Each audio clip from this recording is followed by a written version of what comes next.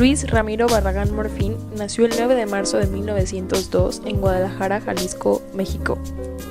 Sus padres, José Barragán y Ángela Morfín, se encargaron de darle a él y a sus 6 hermanos una vida de comodidades e instruirlos en el catolicismo. Gran parte de su niñez transcurrió en el barrio de Santa Mónica, en el mismo Guadalajara. Además, la familia disfrutaba de largas vacaciones y estancias en la hacienda de Corrales, ubicada en la Manzanilla de La Paz, un municipio de Jalisco, a un par de horas de la capital del estado. Estos paisajes rurales representan una entrañable inspiración para Barragán. Las tierras rojas, la naturaleza serrana y los colores vivos en las fachadas de las casas del pueblo. Durante su juventud estudió de 1919 a 1923 en la Escuela Libre de Ingenieros de Guadalajara, y su interés en la arquitectura nació de su maestro, el arquitecto Agustín Basabe. En ese momento el instituto no expedía títulos de arquitecto y se graduó en 1923 como ingeniero civil. Después de recibir su título, viajó a Europa, donde recogió mucha de la inspiración que configura su icónico estilo. Pues durante este viaje tuvo contacto con la arquitectura mediterránea, tanto europea como musulmana. Pero el mismo Barragán explica una sensación de rechazo en Europa, hasta que 2 lugares lo hicieron sentirse realmente acogido. El primero fue la Alhambra de Granada, de donde rescata los jardines cítricos y un uso expresivo del agua. El segundo, y quizá el más importante, es la Exposición de Artes Decorativas de 1925. Ahí se topó con un acervo de imágenes que dejaron una honda impresión en Barragán. Los Jardines Encantados de Ferdinand Bach. El alma de los jardines, decía Ferdinand Bach, alberga la mayor suma de serenidad de que puede disponer el hombre. Y fue Bach quien despertó en mí el anhelo de la arquitectura de jardín.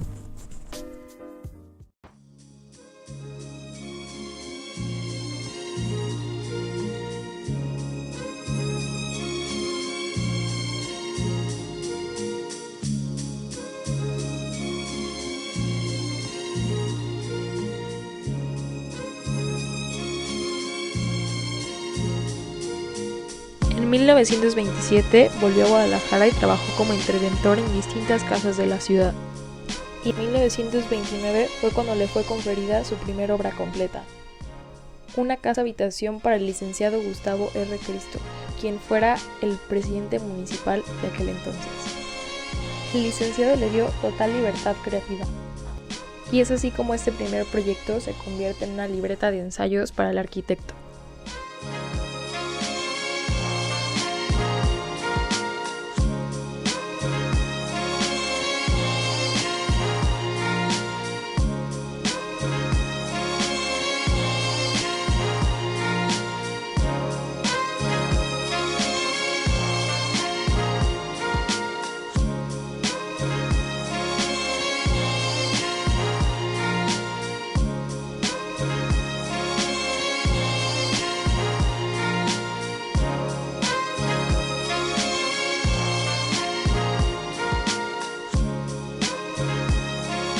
En él plasmó un muestrario de ventanas y texturas. Vació toda su influencia árabe, católica y griega. Arcos parabólicos y de medio punto, ventanas de estética musulmana y cristalería monacal. En Casa Cristo hay elementos que no encontramos en otras obras barraganescas, como el color verde, que no se vuelve a repetir en ningún proyecto. Pero también encontramos otros rasgos característicos como el trabajo de barandales y celosías.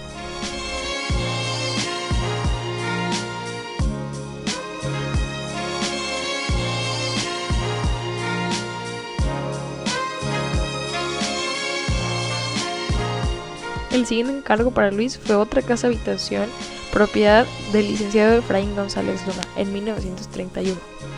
En este proyecto pule su estilo y utiliza solamente los elementos que le habían gustado de Casa Cristo.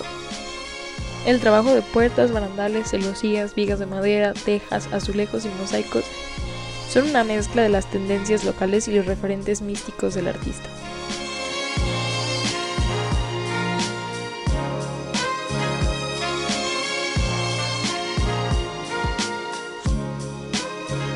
Los jardines y fuentes de Casa Luna y Casa Cristo son los primeros bocetos bien logrados del artista como diseñador de exteriores.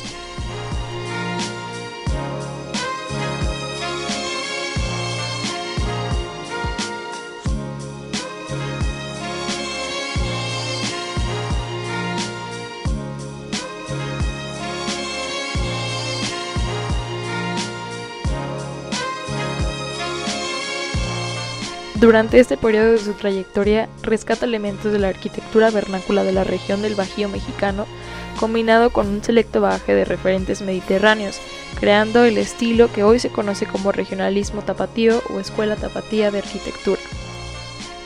Barragán encabeza este movimiento representado en la década posterior por distintos arquitectos, dándole identidad a la colonia americana en el corazón de Guadalajara. En él se legitimizan las cosas que aprendió a amar en Mazamitla y La Manzanilla, recorriendo haciendas y conventos, los recintos vastos y recogidos, las texturas elementales, las líneas puras, los volúmenes macizos. Y nace como una respuesta a la apremiante ideología nacionalista que había dejado la revolución.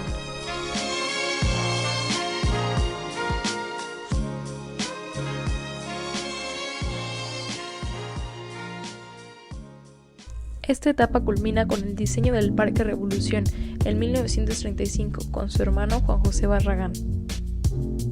Este representa el primer acercamiento al diseño de un espacio público. Se trata de un amplio terreno rectangular cruzado por la Avenida Juárez y presenta dos partes simétricas organizadas alrededor de una glorieta central.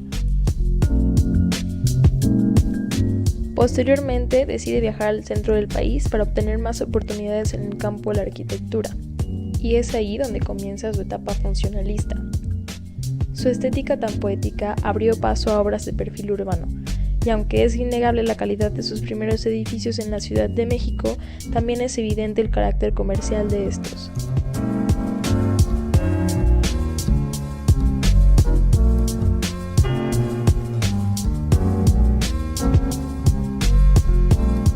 Pero los años pasaron y la necesidad de proyectos que dieran una imagen de modernidad e identidad propia convirtieron a la capital en el lienzo perfecto para el imaginario de Barragán.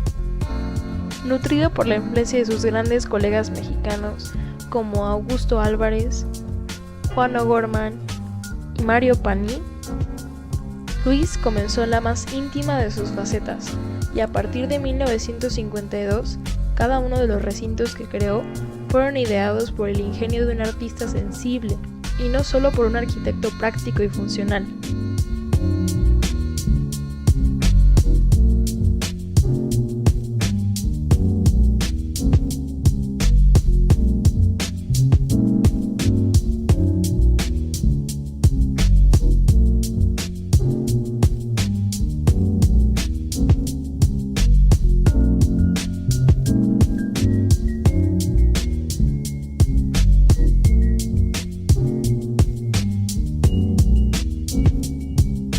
Andrés Casillas, miembro de la Fundación Luis Barragán, cuenta que trabajaba 100 veces más que un arquitecto normal. Él llevaba una obra nada más, no podía llevar 2 obras al mismo tiempo, y en esa obra se concentraba, se metía siempre.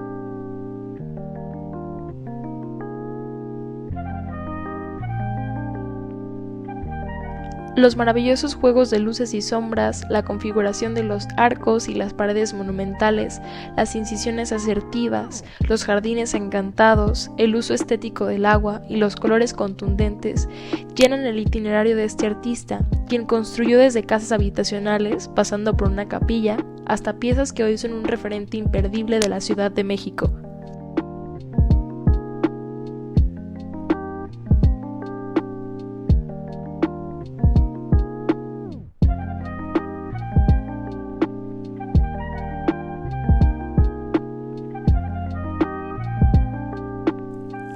Años de creación sucedieron, y en 1980, el martes 3 de junio, en Dumbarton Oaks, Estados Unidos, fue galardonado con el premio Pritzker, el Premio Nobel de Arquitectura por antonomasia, siendo el único mexicano que ha recibido este reconocimiento.